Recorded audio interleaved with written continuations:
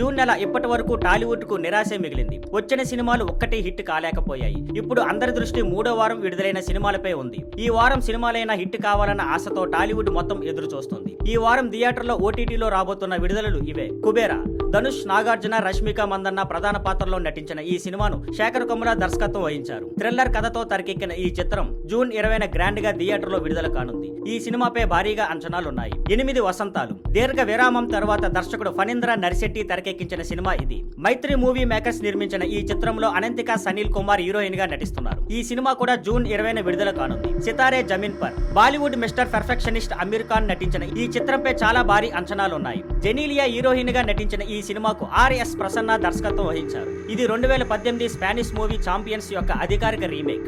ఈ సినిమా ఈ శుక్రవారం విడుదల కానుంది. ఈ 3 సినిమాలైనా హిట్ అవ్వగలిగితేనే టాలీవుడ్ బాక్స్ ఆఫీస్ లో జోష్ తిరిగి వస్తుంది. చూద్దాం ఈ వారం ఫలితం ఎలా ఉంటుందో.